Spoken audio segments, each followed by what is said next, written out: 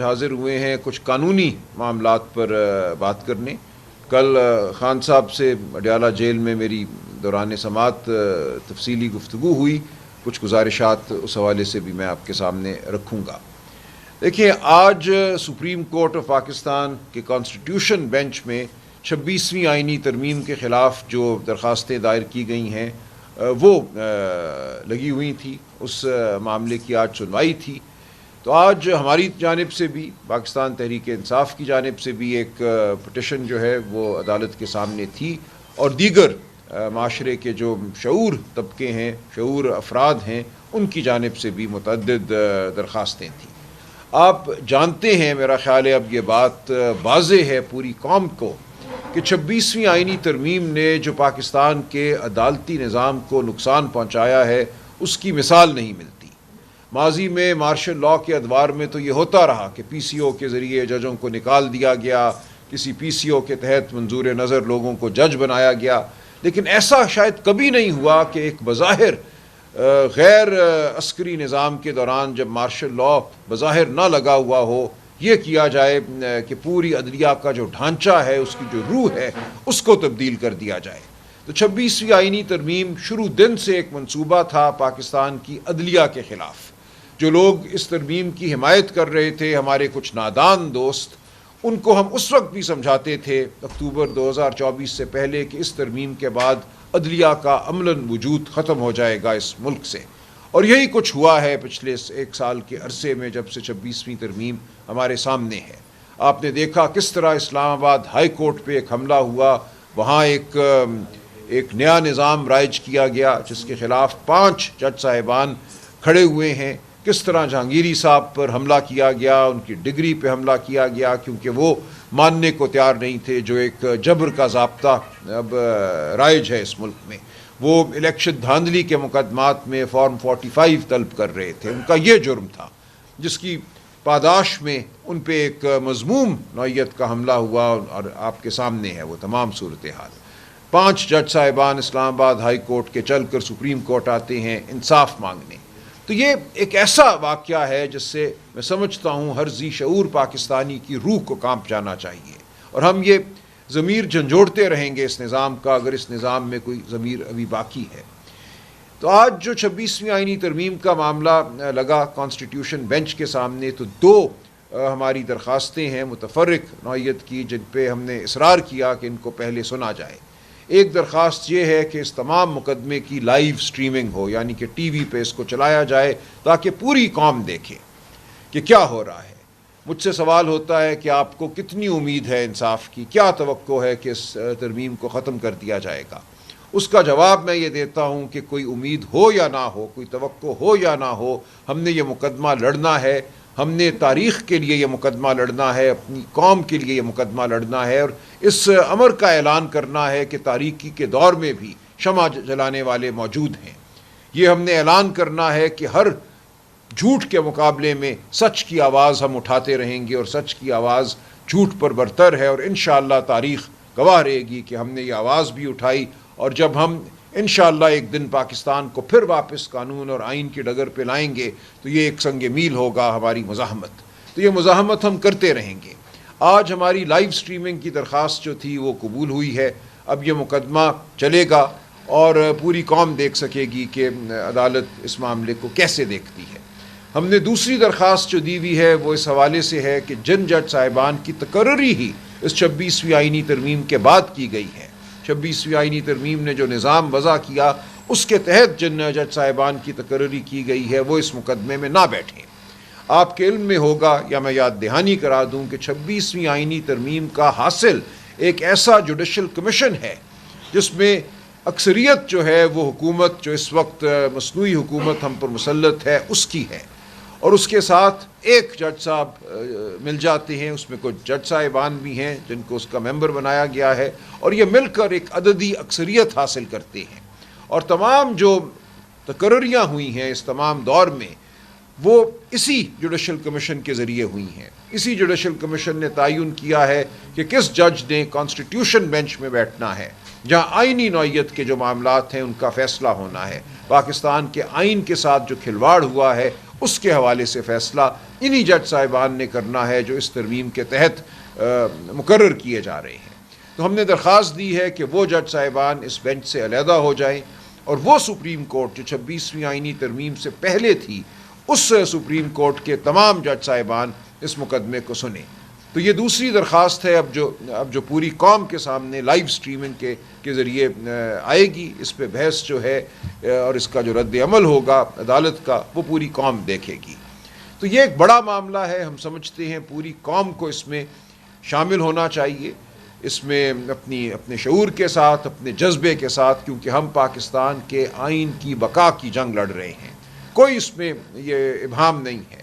پاکستان کا آئین کیا ہے؟ پاکستان کا آئین کچھ بنیادی حقوق کا مجموعہ ہے۔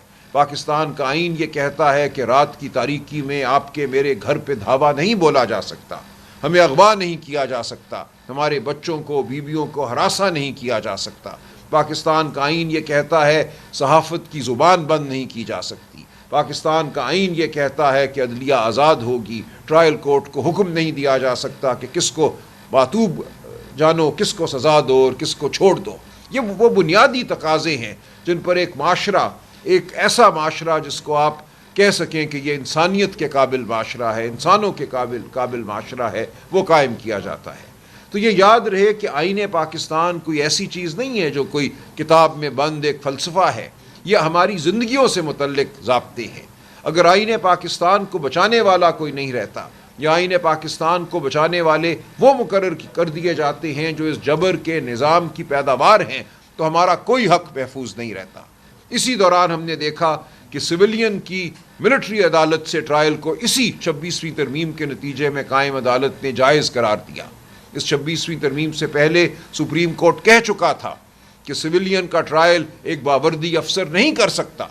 ایک باوردی افسر کا سویلین کا ٹرائل کرنا ہر اس اصول کی نفی ہے جس پر آزاد عدلیہ کا تصور قائم ہے۔ پچھلے 50 سالوں سے یہ جنگ ہم اس ملک میں لڑ رہے تھے کہ عدلیہ اور انتظامیہ میں فاصلہ ہونا چاہیے، عدلیہ کو انتظامیہ کے تابع نہیں ہونا چاہیے۔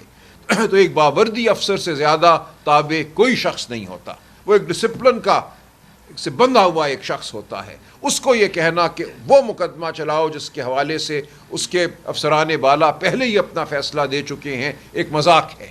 اور پاکستان آج دنیا کا واحد ملک ہے جہاں ایک آئین ہے اور جس آئین میں آزاد عدلیہ کا تصور ہے، انسانی حقوق کا تصور ہے، اور جہاں سویلینز کا ٹرائل فوجی عدالتیں چلا رہی ہیں۔ کوئی اور ملک ایسا نہیں ہے۔ بھارت میں یہ نہیں ہو سکتا، بنگلہ دیش میں یہ نہیں ہو سکتا، نیپال میں یہ نہیں ہو سکتا، سری لنکا میں یہ نہیں ہو سکتا، افریقہ کے کسی ملک میں یہ نہیں ہو سکتا۔ آخری ملک افریقہ کا جہاں سویلین کا ٹرائل فوجی عدالتیں چلاتی تھیں وہ یوگینڈا تھا۔ انہوں نے ہم سے یہ سیکھا تھا۔ سن 67 میں مارشل لاء کے دور میں ہمارے آرمی ایکٹ میں ایک ترمیم کی گئی تھی، یہ انگریز کے دور میں بھی نہیں تھا۔ اس ترمیم کے ذریعے سویلینز کا ٹرائل ملٹری عدالتوں کے سامنے ہوا۔ اس ترمیم کو ایک طرح سے اس کا چھاپا جو ہے یوگینڈا نے اپنے ملک میں لگایا، اپنے آئین میں۔ اس ترمیم کو یوگینڈا کے سپریم کورٹ نے اس سال 1 فروری کو رد کیا اور کہا کہ کسی مہذب معاشرے میں یہ ممکن نہیں ہے کہ سویلین کا ٹرائل فوجی عدالت کرے۔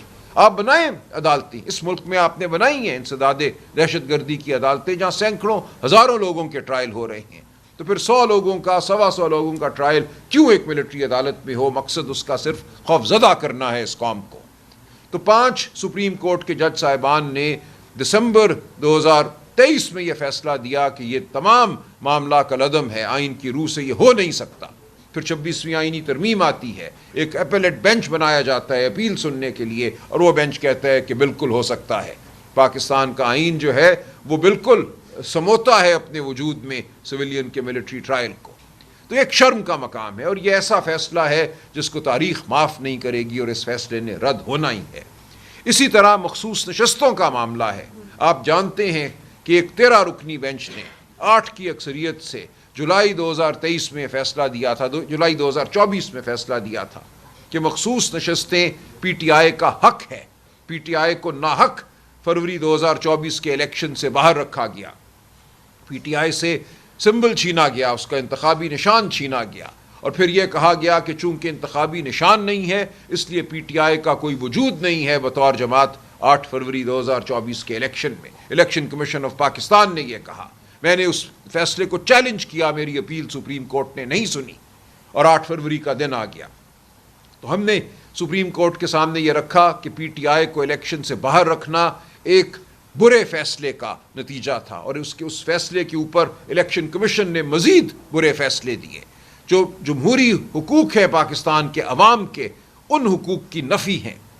तो हमारी बात मानी गई। जुलाई 2024 में ये कहा गया कि दर हकीकत पीटीआई ही ने वोट लिए हैं। पाकिस्तान की अवाम की एक बहुत बड़ी अक्सरियत ने पीटीआई को कामयाब किया है, लिहाजा पीटीआई को मखसूस नशस्तें उसी तनासब से मिलेंगी जिस तनासब से इसके उम्मीदवारों को मुंतखब होने दिया गया। ये और बात है कि फॉर्म 47 के ज़रिए 100 के करीब हमारे कामयाब उम्मीदवारों को नाकाम दिखाया गया, लेकिन उसके बावजूद 90 से ज़्यादा हमारे उम्मीदवार जो थे वो कामयाब ठहरे और उस तनासब से हमें कौमी असम्बली में भी और सूबाई असम्बलियों में भी मखसूस नशस्तें ख़वातीन की और अक़लियतों की मिलना थी। ये हमें दी गई जुलाई 2024 में। और इन दो फैसलों को, मिलिट्री कोर्ट्स के फैसले को और मखसूस नशस्तों के फैसले को रद्द करने के लिए 26वीं आईनी तरमीम आई, जिसने फिर वही किया जो मकसद था। हमारी मखसूस नशस्तों के फैसले को भी हमारे रद्द किया गया और इसी तरह मिलिट्री कोर्ट्स में सिविलियंस के ट्रायल को भी आइन के मुताबिक करार दिया गया। तो ये हैं वो मामलात जिनके हवाले से पूरी कौम को मैं समझता हूँ आज मुत्तहिद होना चाहिए कि हमारा आइनी निज़ाम और आइन का रखवाला सुप्रीम कोर्ट जो है आज 26वीं आइनी तरमीम के स्याह साए तले काम कर रहे हैं, हमारे हुकूक पर एक स्याह साया मंडला रहा है। तो आज का जो मुकदमा था जिसकी आज सुनवाई हुई 26वीं आइनी तरमीम के हवाले से, ये एक अहम मुकदमा है, तारीख़ी अहमियत का मुकदमा है। पर मैं ये कहा करता हूँ कि इस मुल्क में कोई भी मुकदमा बिलाखिर तारीख़ी अहमियत का नहीं ठहरता। हमने बहुत से मुकदमे लिए हैं, जीते हैं माजी में। वो असगर खान साहब का मुकदमा हो, वो 2009 में मुशर्रफ के इमरजेंसी के ख़िलाफ़ जो हमने मुकदमे किए और जीते वो हों, उन तमाम मुकदमों में बहुत बुलंद बांग दावे किए गए कि आइंदा इस मुल्क में कभी ऐसा नहीं होगा कि आइन पामाल हो, कभी ऐसा नहीं होगा कि अदलिया की आज़ादी पर हर्फ आए। लेकिन फिर हम देखते हैं कि चंद सालों के बाद हम उस गिरदाब में घूम के वापस वहीं आ जाते हैं जहाँ से हम चले थे। कोई सफ़र हमारा आगे को नहीं बढ़ा। तो हम फिर एक महकूम अदलिया के सामने आके खड़े हो जाते हैं। हम फिर एक ऐसे निज़ाम का हिस्सा बन जाते हैं जिस पे जबर की हुक्मरानी है। लेकिन बहरहाल हम लड़ते रहेंगे, ये हमारा फ़र्ज़ है कि हम लड़ें। हर उस दौर में हम खड़े रहें जब तारीकी के साए गहरे होते हैं। हमने पीछे नहीं हटना। इमरान खान का यही हुक्म है और मैं समझता हूँ इसको मुल्क की अवाम का, इस कौम का ये हुक्म है कि हम इस तारीकी के ख़िलाफ़ लड़ते रहें और हम ये जंग जारी रखेंगे। खान साहब के अपने मुकदमात का जहाँ तक ताल्लुक़ है उस पर भी मैं आपको अपडेट दे दूँ।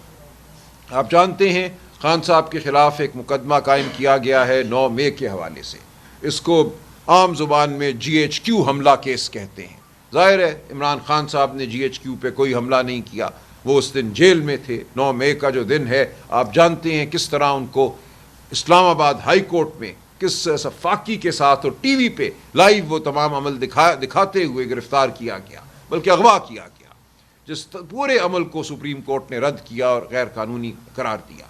लेकिन खान साहब के ख़िलाफ़ 9 मई के हवाले से और उनके रुफ़का उमर अयूब साहब हों, शिबली फराज साहब हों, साहबजादा हामिद रज़ा हों और दीगर हमारे बहुत दोस्त ज़रताज गुल बीबी हों, उन सब के ख़िलाफ़ क्या मुकदमा बनाया गया कि चक्री में 4 मई को और उसके बाद कहते हैं या 5 मई को और 9 मई को ज़मान पार्क लाहौर में कहते हैं जी खान साहब ने कोई मीटिंग की और उस मीटिंग में ये साजिश तैयार की गई कि अगर वो गिरफ़्तार होते हैं तो फिर हमने हमले करने हैं फ़ौजी तनसीबात पर। यह बिल्कुल एक लग़्व बयानिया है और इस बयानिए को सपोर्ट करने के लिए, इसकी तायीद करने के लिए सिर्फ 2 गवाह पेश किए गए। एक गवाह और दोनों पुलिस एहलकार, कोई इनको ऐसा बंदा नहीं मिला जिसको गैर जानिबदार कहा जा सके। तो ये पुलिस एहलकार कहते हैं, एक कहता है कि मैं चक्री खड़ा था और मैंने खान साहब को चाय पीते हुए ये गुफ्तगू करते सुना और मैं पास आके खड़ा हो गया और किसी को पता नहीं चला कि मैं पास खड़ा हूँ, मैं कुर्सी के पीछे खड़ा था और मैंने सुन लिया। एक ये गवाह है। दूसरा गवाह कहता है कि ज़मान पार्क में जो खान साहब का घर है लाहौर में और जहाँ हर शख्स जानता है कि बाहर पुलिस का सिर्फ पैरा नहीं, खान साहब की अपनी जो ज़ाती सिक्योरिटी थी उसके 3 कॉर्डन थे, 3 दायरे थे जिनसे गुजर के कोई शख्स अंदर जा सकता था اور نہ صرف اندر گیا وہ کہتا ہے میں، اور وہاں جو خان صاحب کا ایک بہت ہی پرائیویٹ لیونگ روم یا ڈرائنگ روم تھا اس میں بھی میں داخل ہو گیا اور وہاں کسی نے مجھے نہیں دیکھا، اور میں چھپ کے کھڑا ہو گیا، پتہ نہیں میز کے نیچے چلا گیا یا صوفے کے پیچھے کھڑا ہو گیا، اور وہاں میں نے سنا کہ خان صاحب یہ حکم دے رہے ہیں کہ یہ کرنا، اور وہاں عمر ایوب صاحب بھی موجود تھے، اور وہاں صاحبزادہ حامد بھی موجود تھے، اور وہاں شبلی فراز بھی موجود تھے اور دیگر لوگ۔ ان دو پولیس اہلکاروں کی گواہی پر آپ جانتے ہیں لوگوں کو 50 سال سزائیں دی گئی ہیں۔ عمر ایوب صاحب کو 4 مقدموں میں 10 سال کی سزائیں دی گئی ہیں۔ تو یہ کل شہادت ہے 9 مئی کی سازش کے حوالے سے، مبینہ سازش کے حوالے سے۔ تو اسی نوعیت کا ایک مقدمہ اب خان صاحب کے خلاف چلایا جا رہا ہے، اور اس مقدمے میں 3 ہفتے قبل یہ کہا گیا کہ اب یہ مقدمہ ویڈیو لنک کے ذریعے چلے گا، جس کا مطلب یہ تھا کہ خان صاحب اڈیالہ جیل میں اپنی کال کوٹری میں بیٹھیں گے، اور یہی کیا گیا۔ ان کے سامنے ایک موبائل فون پہ واٹس ایپ کال ملائی گئی جج صاحب کے نمبر پہ۔ ہم عدالت میں موجود تھے، پنڈی انسداد دہشت گردی کی عدالت میں۔ وہاں یہ دکھایا جج صاحب نے، یہ دیکھو میرے فون پہ خان صاحب کی شکل نظر آ رہی ہے۔ نہ ہم خان صاحب سے بات کر سکتے تھے، نہ خان صاحب ہمیں کچھ ہدایت دے سکتے تھے، نہ سن سکتے تھے کہ کیا گواہ پیش ہو رہے ہیں، وہ کیا گواہی دے رہے ہیں۔ کہا گیا یہ خان صاحب کی حاضری ہو گئی، ہم نے ان کو پریزنٹ مارک کیا، یہ عدالت میں ہیں، اور اس طرح سے ٹرائل چلے گی۔ ہم نے اس ٹرائل کا بائیکاٹ کیا، واک آؤٹ کیا کمرہ عدالت سے۔ ہم نے کہا جب تک خان صاحب خود یہاں موجود نہیں ہوں گے، اپنے وکلاء کے ساتھ نہیں بیٹھے ہوں گے، اپنے خاندان کے ساتھ نہیں بیٹھے ہوں گے، خود نہیں سن رہے ہوں گے کہ ان کے خلاف کون کیا گواہی دے رہا ہے، آنکھوں میں آنکھیں نہیں ڈال سکیں گے گواہوں کی۔ اور گواہ ہم نے یہ دیکھا ہے کہ خان صاحب کی موجودگی میں کانپنے لگ جاتے ہیں، جھوٹ بولتے ہوئے ان کی زبان لڑکھڑاتی ہے۔ تو ہم نے کہا یہ حق ہے خان صاحب کا کہ جو ان کے خلاف گواہی دینے اگر کوئی آتا ہے تو وہ موجود ہوں، ان کی شخصیت وہاں موجود ہو، ان کا وجود کمرہ عدالت میں ہو۔ تو ہم نہیں مانتے اس ٹرائل کو۔ باہر آ کر میں نے آپ دوستوں کے ساتھ، میڈیا کے ساتھ ایک پریس ٹاک کی۔ اس پریس ٹاک کو امریکہ کے ایک جو بہت مشہور اینکر ہیں، انٹرویو کرتے ہیں، مہدی حسن صاحب، انہوں نے اٹھایا اور میرا نام لے کر انہوں نے خواجہ آصف صاحب سے اپنے انٹرویو میں یہ کہا کہ سلمان اکرم راجہ says that trial of Imran Khan is being carried out through a WhatsApp call۔ اور اس انٹرویو نے تھرتھرلی مچائی پوری دنیا میں، ایک ہنگامہ پیدا ہوا، اور اس کے بعد ان کو پیچھے ہٹنا پڑا۔ ہم عدالت بھی گئے، Rawalpindi bench Lahore high court کا، وہاں بھی ہم نے کہا کہ ہمیں یہ قبول نہیں ہے، اور خان صاحب نے اعلان کیا کہ وہ اس ٹرائل کا بائیکاٹ کریں گے۔ تو وہ جو ویڈیو لنک ٹرائل کا نوٹیفیکیشن تھا وہ واپس لے لیا گیا۔ آج اڈیالہ جیل میں ایک دفعہ پھر عدالت لگی، لیکن آج وہاں یہ سما تھا، وہیں سے میں ابھی آ رہا ہوں، کہ خان صاحب تو جیل میں تھے ہی، لیکن باقی ملزمان جو بیل پہ ہیں کسی کو اندر نہیں جانے دیا گیا۔ ان ملزمان کے وکلاء کو اندر نہیں جانے دیا گیا۔ صرف خان صاحب کے 3 وکلاء اندر گئے، لیکن خان صاحب کو آج پیش نہیں کیا گیا، یا خان صاحب خود نہیں آئے اس تمام صورتحال کو دیکھتے ہوئے۔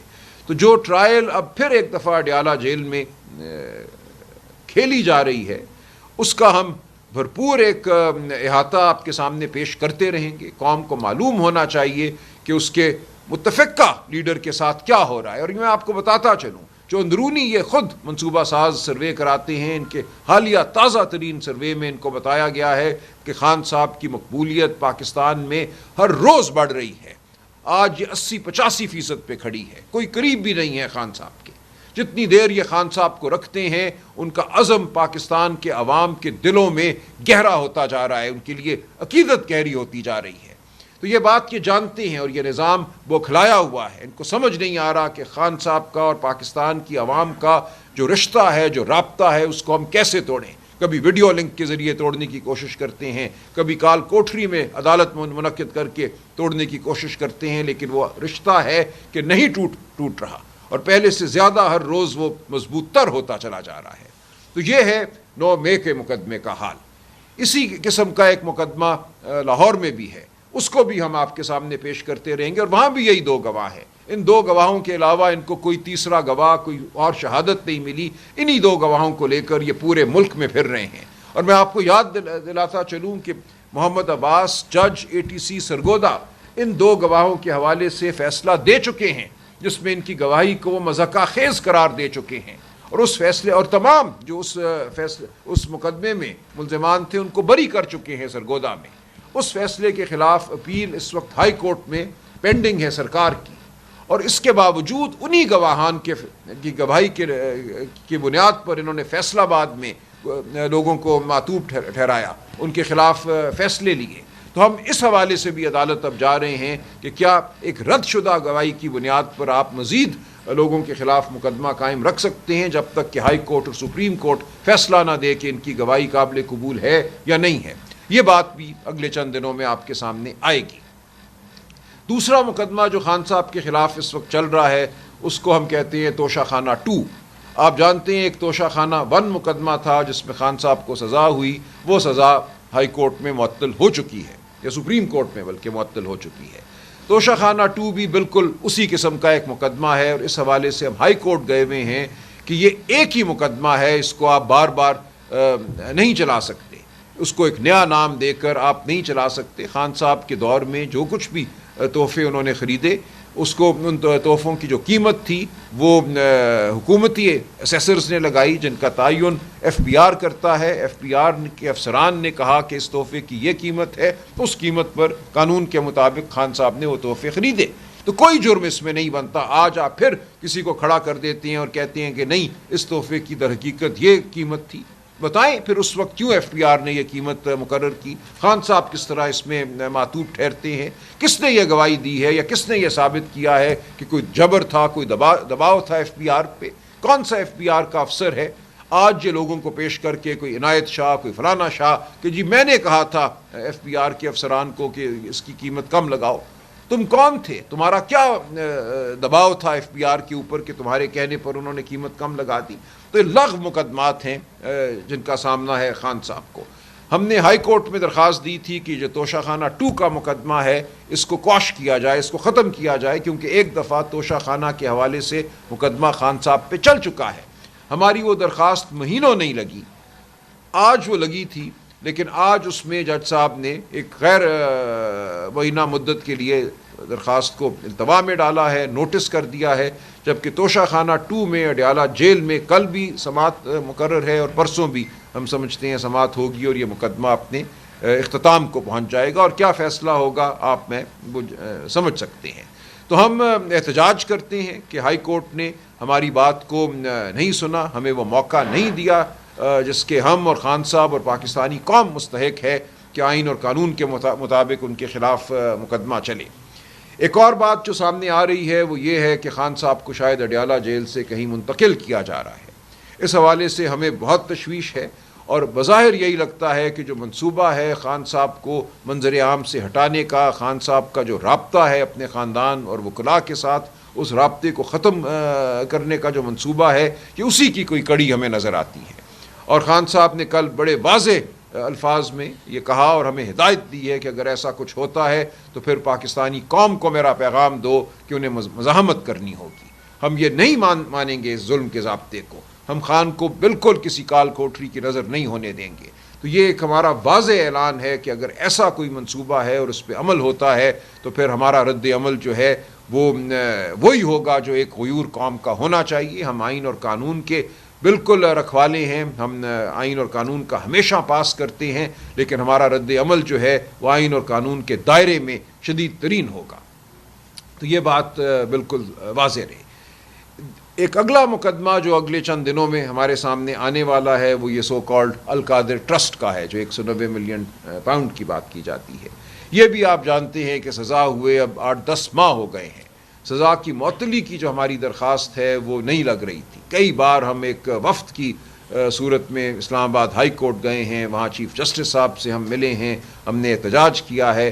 اب وہ درخواست ہماری جو ہے بالآخر بیچ میں پروسیکیوشن کی طرف سے کبھی پیٹ خراب ہونے کی استدعا دائر کی گئی، کبھی یہ کہا گیا کہ نیا وکیل ہمیں مطلوب ہے، اور وقت گزارا گیا۔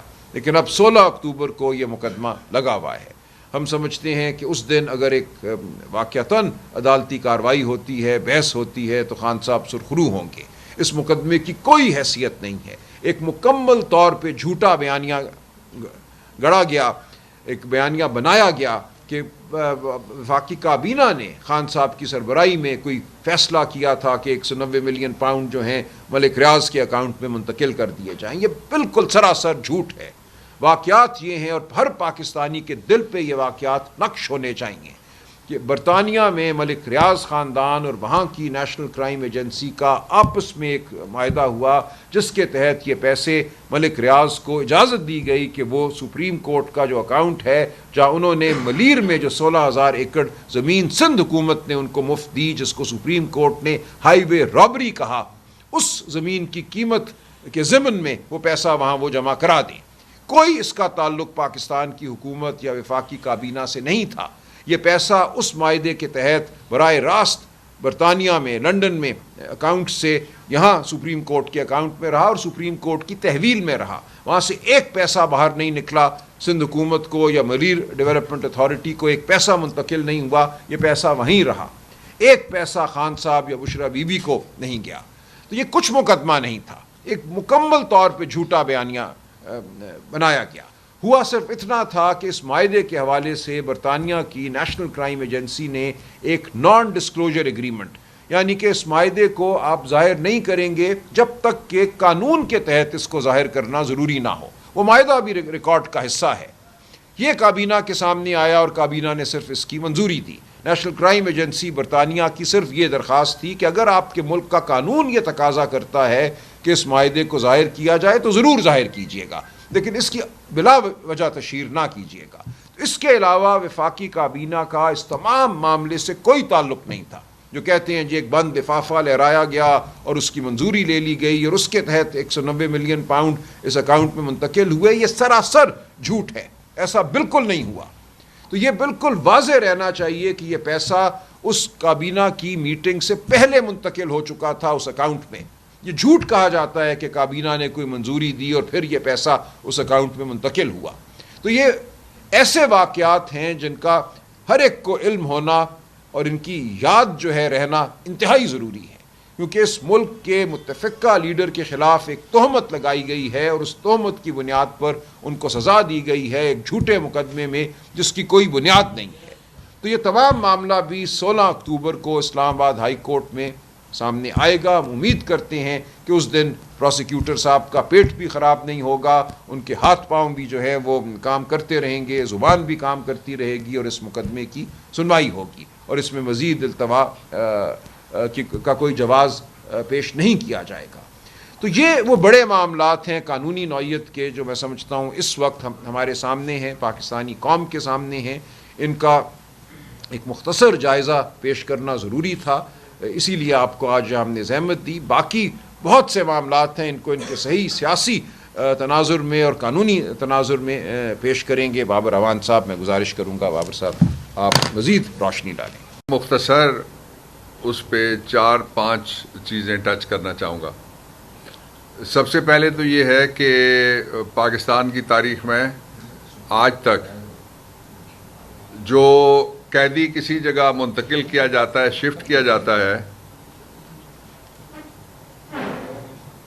وہ سب جیل کہلاتی ہے. یہ قانون ہے پاکستان کے اندر. اور کسی گیریزن سٹی کے اندر کوئی پرائیویٹ جگہ اس کو جیل قرار نہیں دیا جا سکتا. اس لیے عمران خان کو جو نوٹیفائڈ جیلز ہیں ان کے علاوہ اگر کسی جگہ منتقل کیا گیا تو ہم اس کو قبول نہیں کریں گے, اس کی مزاحمت کریں گے. دوسرا, جو عمران خان کے مقدمات ہیں ان کو صرف 3 لائنوں میں بیان کیا جا سکتا ہے. ایک مقدمہ ہے توشہ خانہ کا جو پہلے چل کے بری ہو چکا ہے. دوسرا مقدمہ جو اس وقت جاری ہے, اس مقدمے میں جس کا ہائی کورٹ کا ذکر کیا راجہ صاحب نے, اس مقدمے میں سپریم کورٹ آف پاکستان نے پیسے شہباز شریف کے حوالے کر دیے ہیں. نہ وہ عمران کے پاس تھے اور نہ ہی پاکستان تحریک انصاف نے وہ پیسے کبھی استعمال کیے. اور اس کے لیے سٹینڈرڈ یہ رکھا گیا کہ اگر عمران القادر یونیورسٹی بنائیں گے تو وہ حلال نہیں ہوگی, اور اگر شہباز شریف کے ویژن کے مطابق جو روز جس کے نمونے آپ دیکھتے ہیں وہ یونیورسٹی بنائے گا تو وہ یونیورسٹی حلال ہوگی, اس لیے پیسے اس کو دیے جائیں. تیسرا مقدمہ ہے 9 مئی کا. 9 مئی کے مقدمے پہ 2 باتیں کہنے والی ہیں. 3 جگہ پہ وہ مقدمہ انہی شہادتوں کے اوپر بری ہو چکا ہے, اور انسیڈنٹلی تینوں جگہ پہ میں وکیل تھا. 2 मुकदमे बरी हुए उमर अयूब और दूसरों के अब्बास मुस्तफ़ाई साहब ने बरी किए सरगोदा की ATC की कोर्ट ने, एक डिस्ट्रिक्ट कोर्ट इस्लामाबाद ने बरी किया, और 4 मुकदमे आपके सामने जो मुल्ज़मान जिनको 10-10 साल कैद सुनाई हुई थी, उनमें से 4 को इस्लामाबाद हाई कोर्ट ने ये कह के कि ये शहादत नाकाफ़ी है बरी कर दिया है।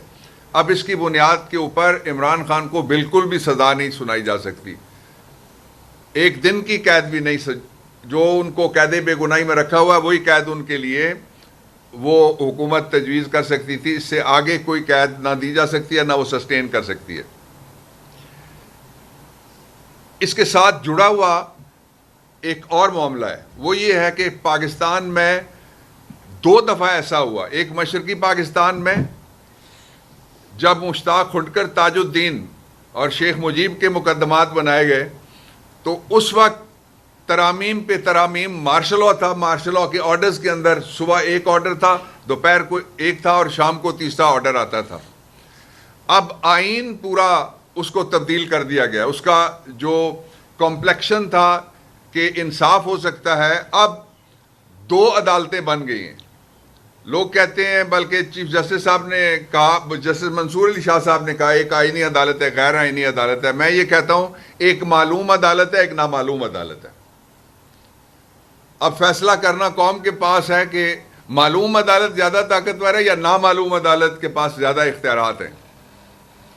एक अदालत मौजूद है, एक अदालत गायब है, एक दिखाई देती है, एक दिखाई नहीं देती।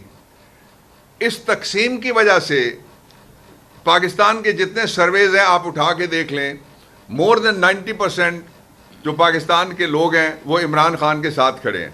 रियासत को नुकसान ये पहुंचाया जा रहा है फॉर्म 47 वाली रजीम की कॉन्टीन्यूटी की वजह से कि अगर कल ये हुकूमत ख़त्म होती है और कल ये झूठे मुकदमात वापस लिए जाते हैं, तो 80 से 90% लोग जो इमरान खान की वजह से बहुत सारे लोगों को, बहुत सारी शक्लों को, बहुत सारे करतूतों को और बहुत सारी बिल्डिंगों को मुस्तरद करते हैं, वो सारे के सारे उनसे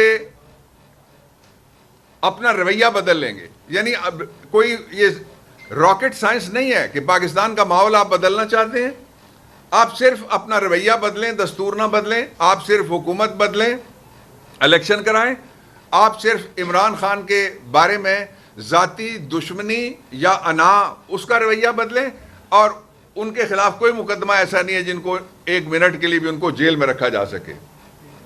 ये इसका दूसरा पहलू था। इसका जो तीसरा पहलू है वो बहुत इंपॉर्टेंट है, वो ये है कि जो पाकिस्तान है उसके लिए चैलेंजेस इतने बड़े शायद माजी करीब में पहले कभी नहीं आए। मैं आपको उसकी एक मिसाल देता हूँ।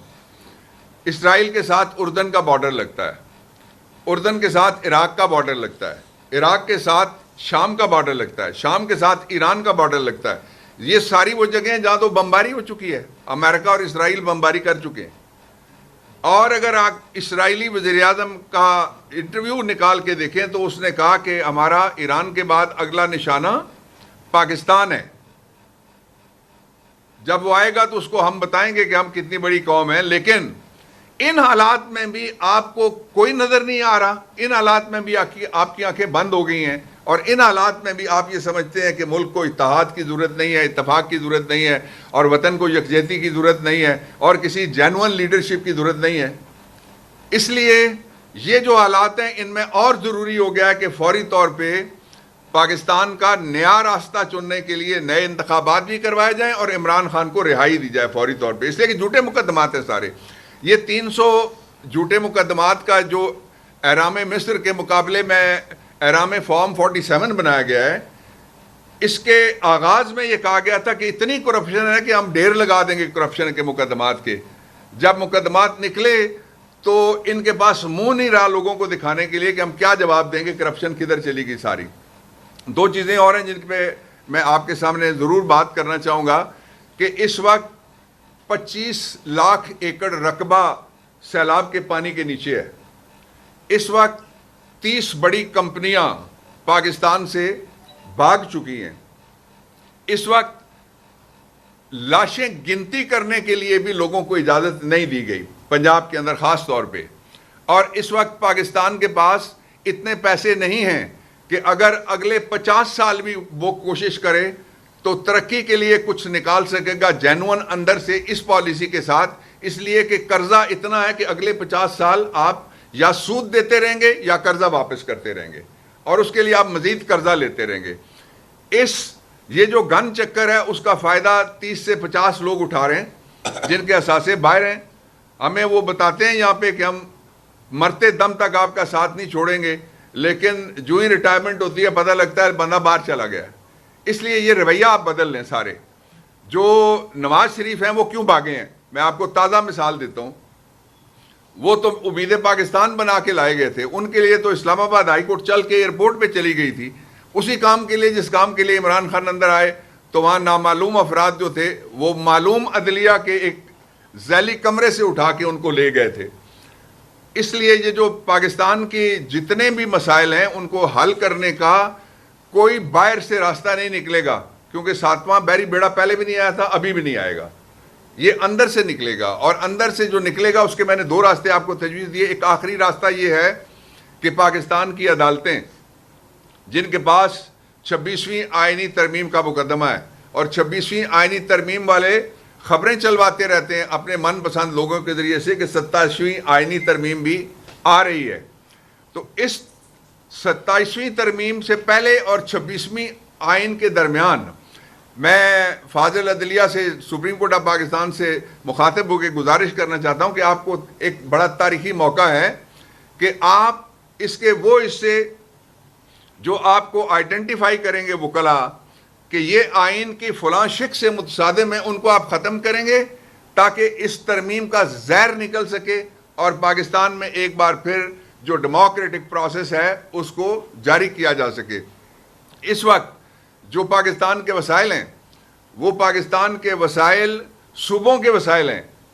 اسلام آباد میں تو صرف 3 منرل ہوتے ہیں, ایک منرل واٹر ہوتا ہے اور ایک وہ واٹر ہوتا ہے جو منرل نہیں ہے, اور تیسرا جو ہے وہ خوشامد واٹر ہوتا ہے. باقی وسائل تو صوبوں کے ہیں. تو آپ بتائیں قوم کو کہ کون سا وہ منرل ہے جو آپ نے صوبوں کے علاوہ کسی جگہ سے اٹھایا اور کھڈا کرنے کے بعد اس کو باہر جا کے آپ پیش کر رہے ہیں. میں آپ سے درخواست کرتا ہوں کہ ماڈل ساری دنیا میں کامیاب ہوئے جن میں لوگوں کی شرکت ہے. پاکستان کے لوگ اقتدار میں شرکت سے محروم ہو گئے. پاکستان کے لوگوں نے فیصلہ کیا, اور پنجاب کی وزیر اعلیٰ نے زبردست بیان دیا جس میں میں شارٹ کامنٹ کرنا چاہتا ہوں کہ پنجاب کے بارے میں مریم نہ بات کرے تو کون بات کرے, عمران بات کرے. آپ تو اپنی سیٹ آ رہی ہوئی ہیں, جو آپ کے گھر کی سیٹ جیتا ہوا ہے اس کے لیے راستہ کھلنا چاہیے. جو آپ کے ابا کے خلاف سیٹ جیتا ہوا ہے اس کے لیے راستہ کھلنا چاہیے. جو آپ کے چچا کے خلاف اور آپ کے کزن کے خلاف اور آپ کے دوسرے کزن کے خلاف سیٹ جیتا ہوا ہے اس کے لیے راستہ کھلنا چاہیے. اس لیے یہ مصنوعی نظام جس کو ایک آکسیجن ٹینٹ بنا کے ماگلا کی ایک پہاڑی کے نیچے آباد کرنے کی کوشش کی جا رہی ہے, اس کی جڑ ہی نہیں ہے, یہ نہیں چل سکتا. اور استحکام تب آئے گا جب عمران آئے گا, اور عمران خان کا ٹرائل نہیں ہو رہا. اس کے لیے صحیح لفظ یہ ہے عمران خان کا مس ٹرائل ہو رہا ہے, پروسیکیوشن نہیں ہو رہی. اس کے لیے صحیح لفظ یہ ہے کہ پرسیکیوشن ہو رہی ہے. عمران خان کا جرم کوئی نہیں ہے, اس کے لیے صحیح لفظ یہ ہے کہ عمران خان نے جرم بے گناہی کیا. اور صرف وہی نہیں, عمران خان کے بانجے پکڑے گئے, عمران خان کی بہنوں پہ مقدمات بنے, عمران خان کی بیگم کے ساتھ کیا سلوک ہو رہا ہے وہ بھی آپ سب کے سامنے. تو کچھ اگر چاہتی ہے پاکستان کی اشرافیہ کہ ان کا کوئی تھوڑا سا چہرہ بچ جائے تو ان کو فوری طور پہ آئین کو آگے کر کے پیچھے ہٹنا ہوگا. شکریہ. سر یہ ساری باتیں اپنی جگہ پہ بالکل ٹھیک ہے, آئیڈیالزم ہے. جو نامعلوم خان صاحب کے دور میں معلوم تھے